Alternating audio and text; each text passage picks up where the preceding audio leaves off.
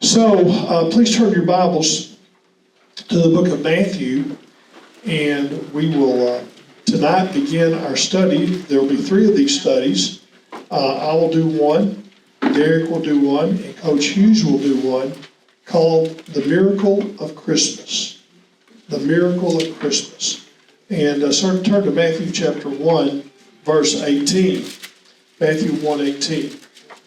So what we're going to do, the 3 of us, are going to do a standalone message that will help us all to understand, perhaps a bit better, the miracle of this time of year that, a lot of people complain about the retributing of Christmas getting lost in the commercialism and in the all the activity and all of that. But you know what? I'm thankful that it's a big deal. Yeah. I'm thankful it's a big deal. And because all of the hubbub that we might want, I don't know why, but we might want to complain about, it has a root reason. And so the people who are saying, well, what's this all about? Why is everybody, doing what they do at Christmas time and traveling and coming and going and having Christmas parties and doing this and that? Well, there's a root reason, and every now and then, along the way, there is a seed planted in people's minds about what this is really all about. So I'm glad it's a big deal. And I'm glad that commercially and socially and every other way, people acknowledge that something happened in Bethlehem's manger 2,000 years ago. And so we want to talk about the miracle of Christmas. And for me, the miracle of Christmas is my part. What I'm going to talk about is the prophetic nature of the miracle of Christmas. And so Matthew chapter 1, verse 18. I'm reading from the English Standard Version. Now the birth of Jesus Christ took place in this way. When his mother Mary had been betrothed to Joseph, before they came together, she was found to be with child from the Holy Spirit. And I think most all of you understand that the betrothal in the Jewish culture was an engagement that was a legal binding agreement. They did not consummate physically their relationship, but they committed themselves to one another, waiting for that time when the groom would come with his friends, when the bride knew not, at a time when the house was ready, that he was preparing at his father's house to get her and take her home to their home within the home, and there the marriage would be consummated. But at this point, Joseph and Mary are in a legal binding agreement. They were betrothed, and the proper transactions had taken place between the families. And so we go on, and since she was betrothed to Joseph before they came together, she was found to be with child from the Holy Spirit. And again, all of you recognize immediately that there are multiple issues here. Multiple issues. First of all, she is going to begin showing the signs of pregnancy.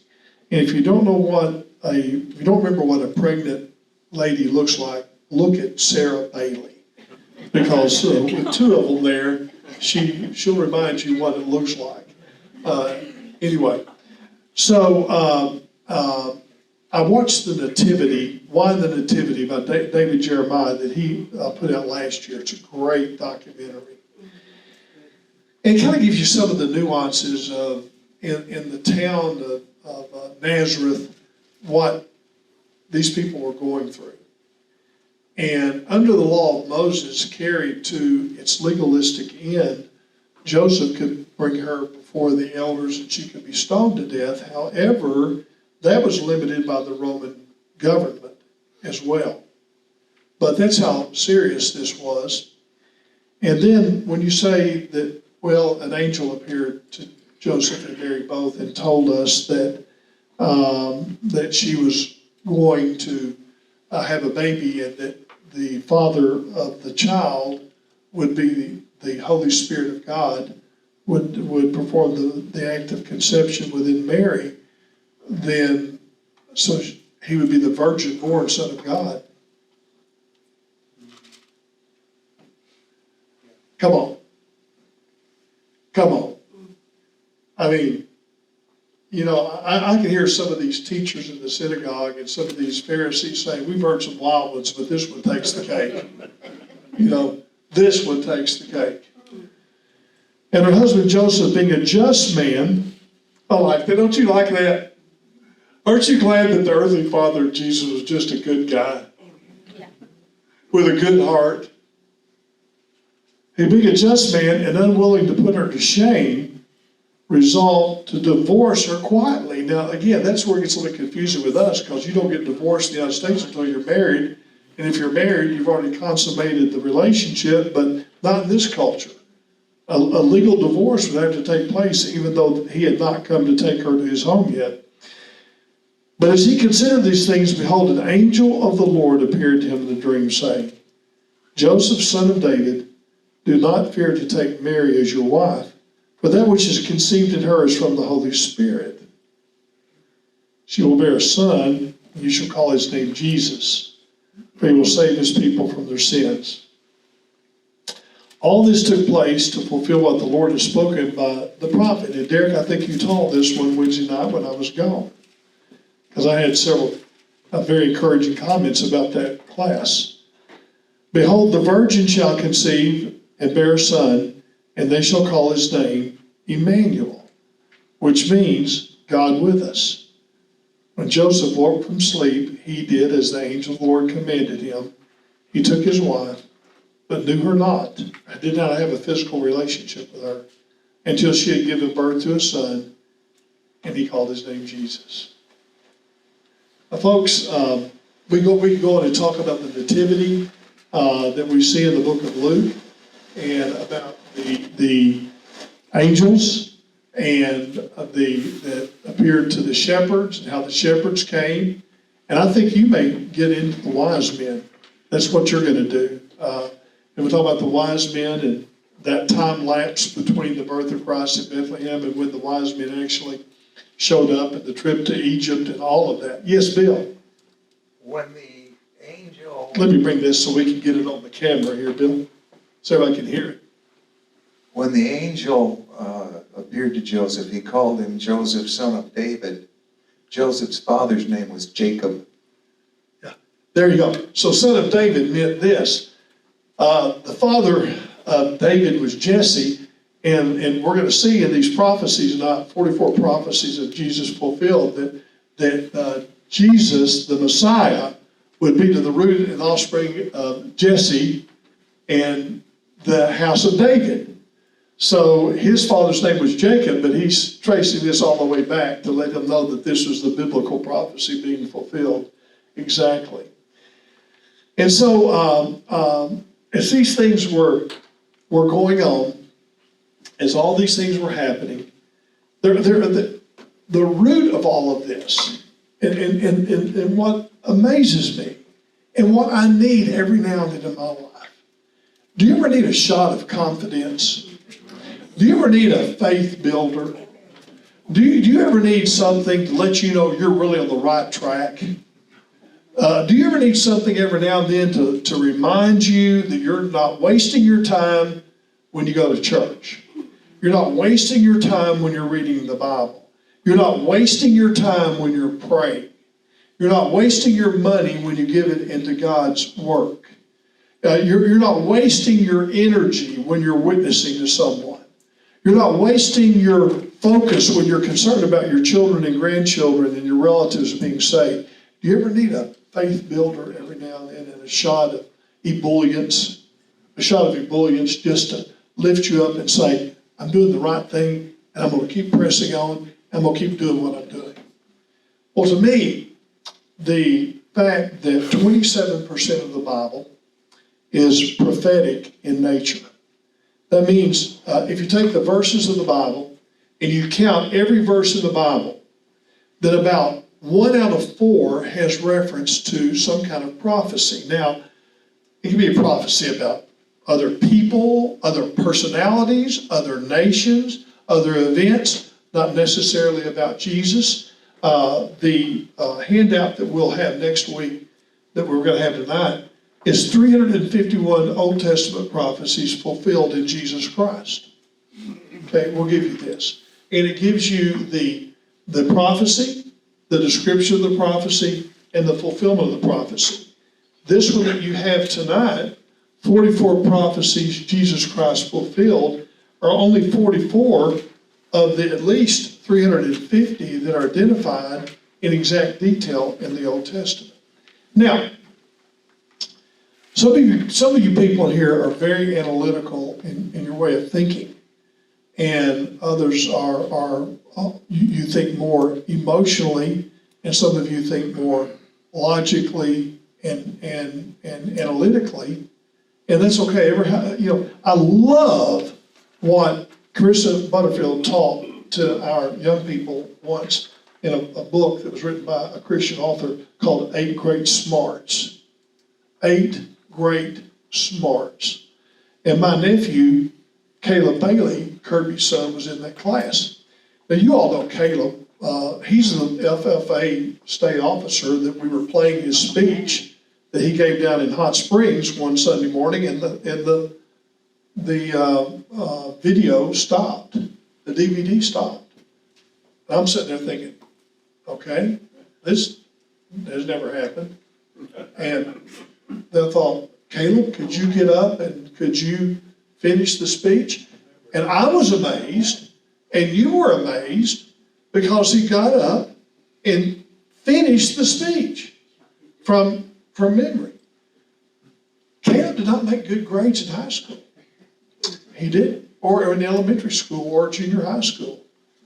And he didn't know why, but when Carissa taught that book on 8 Great Smarts, there was a conversation about being dyslexic, and some people think that they're dumb because they didn't make A's and B's in school. Caleb, we found out, Kirby, you guys found out. Y'all went and had the test done because Carissa suggested you should, and he was already going to be a senior in high school. He wasn't able to read like we read. And he couldn't look at a page and see what we see if you're not dyslexic. And his mind worked differently. There was a book written by Malcolm Gladwell called 8 Great Smarts, called David and Goliath. And Malcolm Gladwell talked about how the deficiencies in our life can become situations that can be used to overcome weaknesses and makes us stronger. And we know that's a biblical principle, right? And so he talked about dyslexia in that book, and he talked about how that a lot of the Fortune 500 companies are led by people who are dyslexic. Some of the greatest attorneys in the country are dyslexic. And Rockefeller was dyslexic. Well, anyway, so here's what happens is if you're dyslexic, you focus on things differently, and you listen, and you memorize. So you can sit down with Caleb Bailey here at a table, and you can ask him about Theodore Roosevelt, or you can ask him about World War I or World War II, or any interesting person of history. And it's like you're talking to an Encyclopedia Britannica, because he sits and watches documentaries and he memorizes it. That's how he educates himself. Everybody thinks differently, okay? We all process information differently from whatever platform that we have. And for some of you who think analytically, I think Thomas, who was also called Thomas the Doubter, I think Thomas was an analytical person. And he said, I've got to have some proof. So don't freak out when your nephew, your great-nephew, or your great-grandson or granddaughter, somebody comes to see you and says, I'm an agnostic, I need proof. I'm not an atheist. I think that there's something out there somewhere, but I need proof. There are people who need proof. God knew that. And so, one verse out of 4 in the Bible is about specific things that are going to happen in the future, sometimes thousands of years before they happen, often hundreds of years before they happen. And you read that, like we did in Daniel, for instance, written 700 years before Jesus. And so we read that, and then we see it come to pass. You know what that is? That's that shot of ebullience that you analytical thinkers need to know you're on the right track. Because if you're a mathematician or an accountant or a scientist, you know that there is a place of mathematical improbability, but then there becomes a place of mathematical impossibility. It is mathematically impossible that even 20 of the scriptures that relate to the birth of Christ could have taken place in one man at one time, at one point of history. It's a mathematical impossibility. Well, you hold 44 in your hands tonight. This is not a mathematical improbability. This is a mathematical impossibility. Let that sink in for just a minute. You take the one that we'll give you next week, 351, it's off the charts. Now, why did God do that? So that we could have evidence that demands a verdict. So we could show that he is more than a carpenter. Throughout the birth of Jesus, there are these amazing prophecies about when he would be born, where he would be born, the situation in the world when he would be born, who would be ruling, and the Roman Empire, and all these sorts of things, these amazing prophecies that we then see fulfilled in the New Testament. So for me, Christmas is a faith builder. It's not a feel-good time of the year. It's not just, I love to put out Christmas lights. One of my next door neighbors over there in Lakeview, I saw this morning, I went out another way. Let me tell you something. If you ever come to Coon Ridge Road, I want to tell you, there's 8 ways in and 8 ways out. And you will get lost. Well, I've been there about 4 months now, and I'm still getting lost. I mean, it's amazing. Right, Bill Dale? You need a nav system. You need a navigator system, yeah, a GPS. My GPS drove me right off into the lake. But anyway, I just kept going. He said to keep going. Splash! No, I didn't do that. But my neighbor, we got a neighbor over there, Bill and Irene, who's got him a ladder going up to his roof, and he's got Santa Claus and the reindeer on that ladder, a big one. I thought, that's really cute. That's really neat. You know, Christmas, we do all kinds of stuff. You say, Sam, you probably shouldn't have done this. And we probably shouldn't have done it. I don't know. When our first granddaughter was a little girl, she believed in Santa Claus. I don't remember when I quit believing in Santa Claus. I don't remember when I realized that. I knew that when I wanted that safari outfit, you know where we did our shopping in Bologna, folks? Walmart. For Christmas? No, not Walmart. Vernon Harrod's Esso station. Not Exxon, Esso. And he'd get a few Christmas toys in, and he had one there, it was a safari outfit, and I wanted that so bad. And I just somehow intuitively knew that Santa Claus wasn't bringing that to me. Joe Bailey's got to buy that for me. And so I was kind of like that kid, you'll shoot your eye out kid, kind of a guy. I wanted it that bad, I dreamed about it, Well, we went over to our oldest granddaughter, Benjamin and Sarah. They were living over in Arkansas Estates, and she was a little girl, and she believed in Santa Claus, and we all gathered around the house with bales, and we took baseballs, and we threw them up on the roof so it sounded like reindeers. And we rang the bells. Santa Claus came last night. I heard him! I don't know if we should do stuff like that or not. I don't know. She seems to be well adjusted today. I don't know. You know, but I do know this about Christmas. You go through all of that and you look at the real story, and you look at number one here, Messiah would be born of a woman. Genesis 3:15, it was prophesied. The seed of the woman. And here's some of the verses that show the fulfillment of that. Of Mary giving birth to the Messiah. Messiah would be born in Bethlehem. Micah 5:2. The prophet Micah said he'd be born in Bethlehem. Well, Joseph and Mary were living in Nazareth. Well, how are they going to get, I think I looked that up the other day, I think it's like 60 or 70 miles from Nazareth to Bethlehem. How's that going to happen? They don't live in Bethlehem. Well, we know what happened. Caesar Augustus, taxation, you got to go register.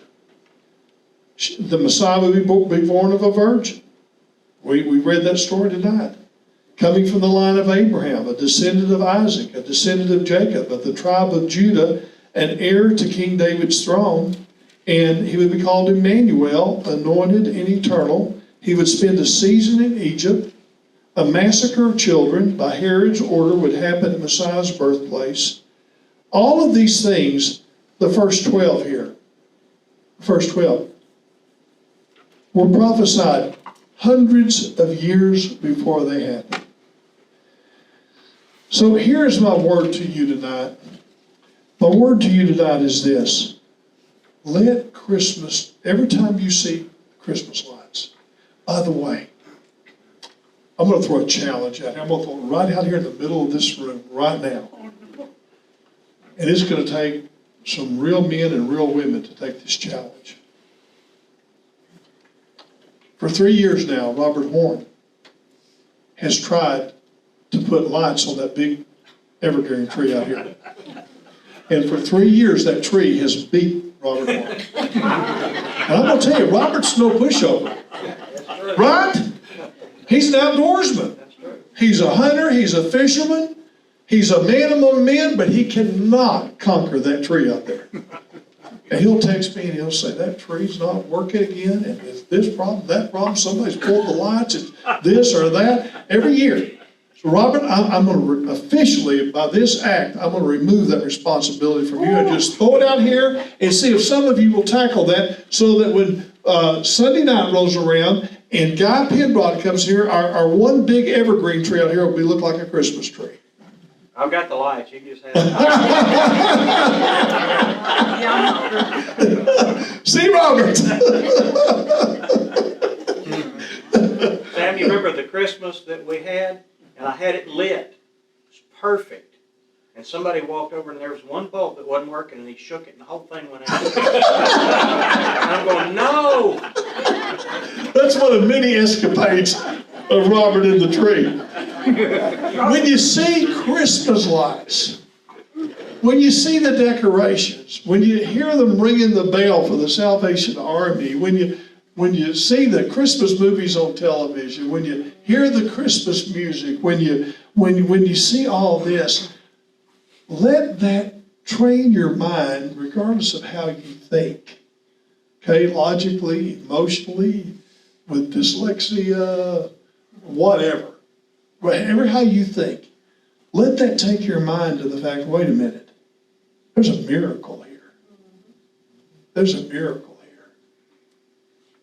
And the miracle is God became man through a virgin birth and lived a sinless life and died on the cross in my place and rose again from the dead and ascended into heaven.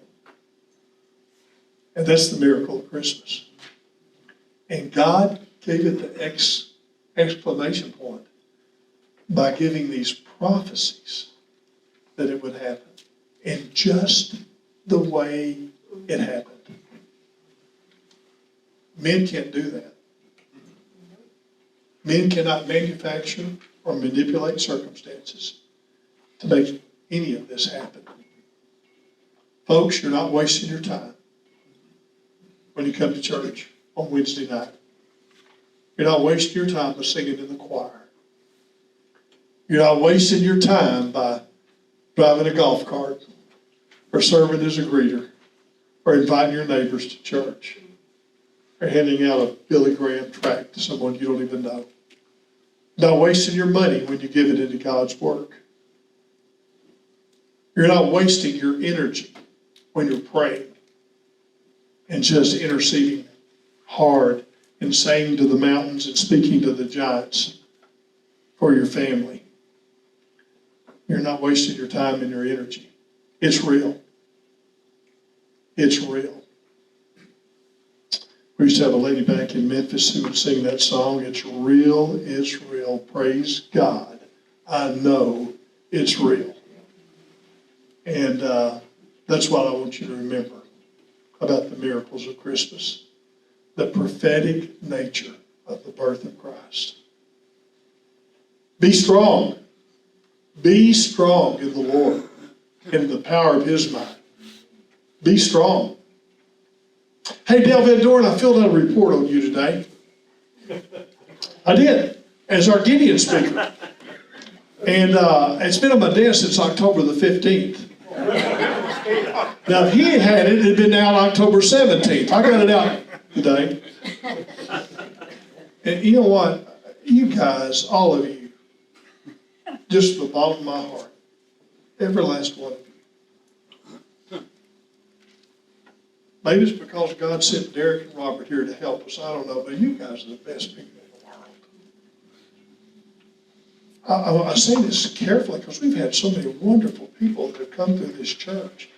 We've never had the spirit of unity and love and concern and closeness. And maybe it's because we all understand Jesus is coming very soon. But this church is on fire. It's alive. We're blessing Israel, and God's blessing us. And I thank God for you. I think I'm going to be able to spend this Christmas together. I know it's going to get crazy. I mean, some of y'all will be coming and going. People will be coming to your house. Everybody can't be at every service. I know that, but we're here tonight. And I'm going to say Merry Christmas to all of you. Merry Christmas. Love you. Derek, would you come and take this? And we appreciate the encouragement, all the cards, the letters, Chuck and Nancy, we opened up that package you guys mailed. That you might really bless me about that package you guys mailed. They live over in Flippin. We live in Bull Shoals. And they spent $4.45 to mail that package to us. I opened it up last night, took it and showed it to Annette. I said, look at this. They spent $4.45 just getting it to you. And what was that? What was that little? Neat navigation, that's what it is. There you go. The importance of little steps. Little steps. And she's taken a bunch of them. Well, I'm glad God gave her to me. I'm having fun taking care of her. You know what? And I go back in the back room. She has no idea what I'm doing because she can't get back there. I'm going to be outside her car eating pralines, right? You all heard that Sunday morning, didn't you? I am paying for that one. You don't do that. You don't get up and say a whole lot of things spontaneously that gets you in deep trouble. You're smarter than that. Hey, y'all, Bill here has cancer, prostate cancer. Stage 8, I believe. Prostate cancer or whatever that is. Pray for Bill. Out here tonight, just smiling. Benny Magnus has the same thing, and both face the same experience. And Bill, we love you, buddy. We love you. For those of you who love college football, Bill was a tuba player for the University of Nebraska. Tuba, who went to the Orange Bowl every year to play in the Orange Bowl. Y'all remember Nebraska used to go to the Orange Bowl? You remember that, don't you? Except when Bill was there, they didn't go. But anyway, he was stuck in Nebraska every winter. Never got to. Did you ever go at all? Not one time. Oh, we love you, Bill. We love you. gonna go eat some pralines? No. No. I'm gonna go pick, I don't have any more. So the post office can find Coon Ridge Road? They can, well, sometimes. Sometimes, okay. There's a whole, I get a whole other people's mail, I don't know what that's all about. Can Amazon find it? That's the question. Yeah, they can. They can, okay. All right. Oh, y'all having a good time? Yeah, good. Good, I'm glad. Well, I want to share a little bit of info with you before we depart tonight about the Institute, as Pastor Sam said. And we have just a fabulous opportunity. Now, I want to say also that doesn't mean when we do this, doesn't mean you can't audit a class. You know what that means, right? You can't just attend and don't do the work and that sort of stuff. But what LBU is offering is really phenomenal. I've been in the education field for a while and know a lot about how universities work at different levels. And so, talking to these guys was pretty amazing that they're able to do what they're able to do and have the accreditation that they can have. Mark Kahns, the vice president of Louisiana Baptist University, he actually lives near Springfield. So every other week, he said he goes to Louisiana to the university. But that in and of itself opens up some unique opportunities for some face-to-face stuff because the VP just lives up the road. He and I have already talked about meeting in Harrison and discussing some things, as Pastor Sam mentioned. Sam brought up to him our sermon-based Bible studies and development, and he wants to meet with me about that to see what LBU could do with using that kind of, really interested in that system, how we could use that system to help other pastors, especially bivocational pastors or pastors on the mission field, giving that kind of resource for those churches. So we're going to be meeting about that, looking into those particular options of development. So in other words, what I'm saying is there'd be all kinds of unique things that could come from this partnership rather than just the classes that we talked about. In fact, their president told me, Greg, when he was here at our lunch meeting, he said, I want you to know, whatever missions, for example, you get involved in a mission partnership somewhere overseas, whatever you guys are involved in, we'll partner with you on it. So, there's just, the partnerships kind of got some unique opportunities for us in different fields, besides just the classes. So that's pretty exciting. I want to read to you just a short introduction of the agreement. So for us to begin, when we began, we would sign a partnership agreement with them. It just legalizes everything for us. But I want you to kind of hear the heart of it in the beginning of what this agreement would say.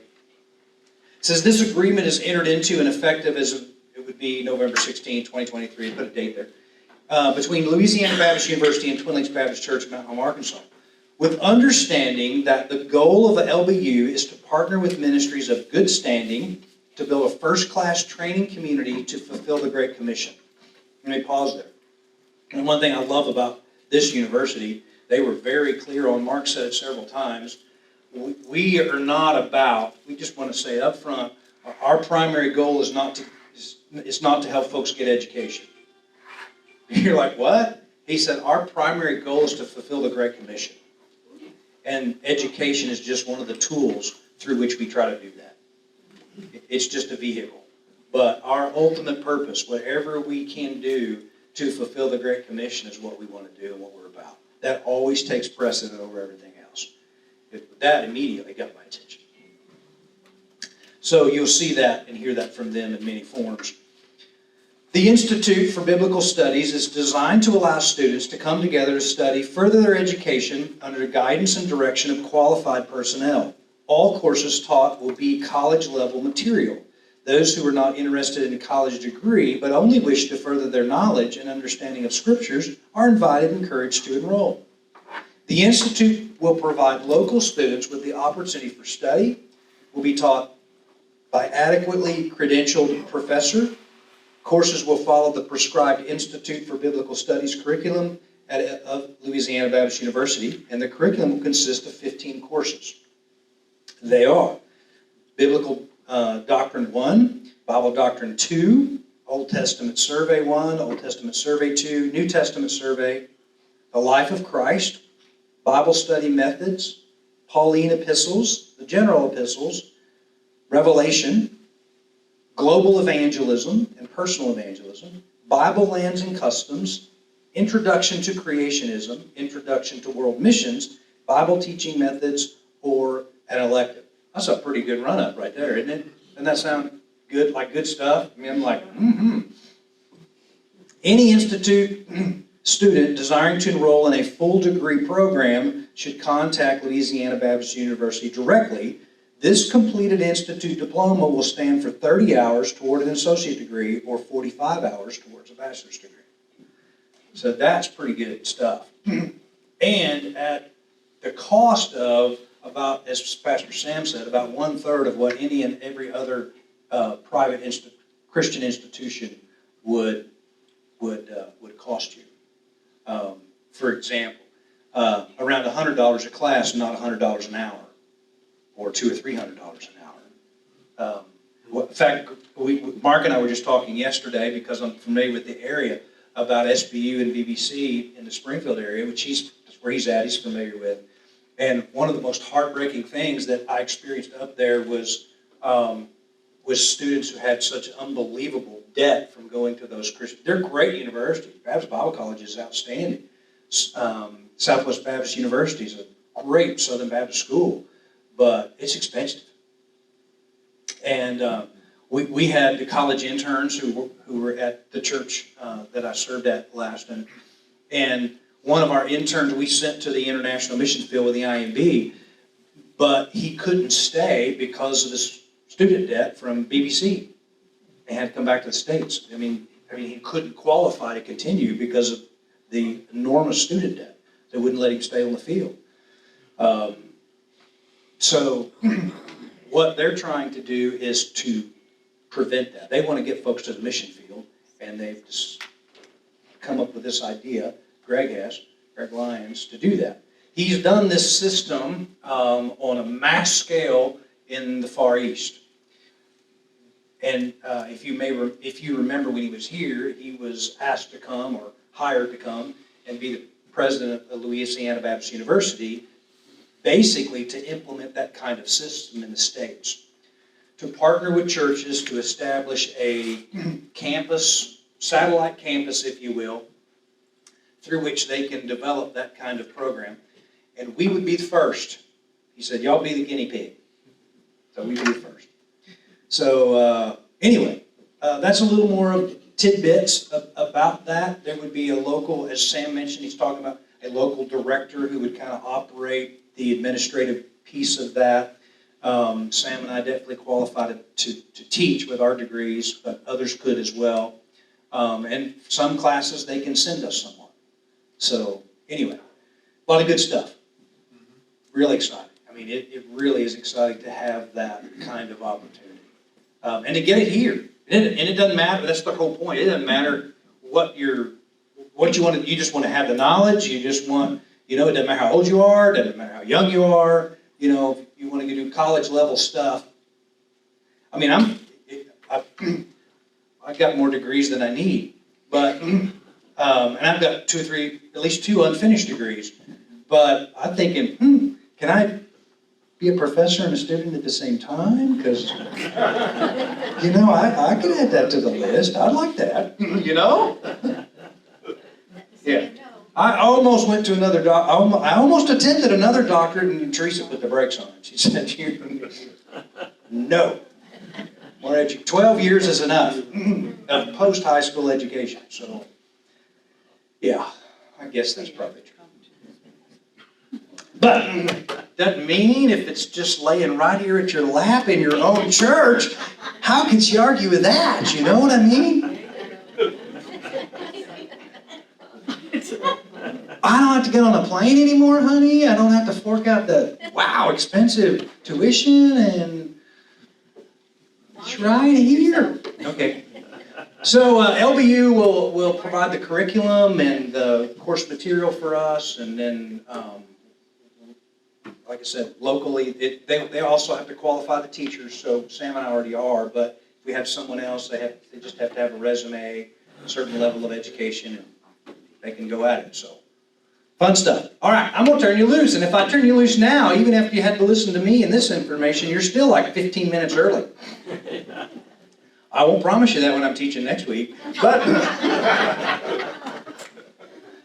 all right, if you want to know, next week, Sam already gave that away, but we're going to the next chapter, Matthew chapter 2, and talk about the wise men and the star. Okay, so if you want to read up, get ready. We will be studying that next Sunday night, or next Wednesday night, sorry. And then Coach has got the following one on the 20th. He'll have some good stuff too already. He's already given me some tidbits of where he's going. I think he's going to John. So, good stuff. It'll be good. It'll be good. By the way, did Sam mention Coach is away? Yeah, Coach and Sweet Pea this is their anniversary week. Yeah, so they're on vacation, enjoying their anniversary. They do this every year, go to the same place every year, and I know they're having a ball. But, yeah. So I'm glad they are. All right, well, let's close in prayer.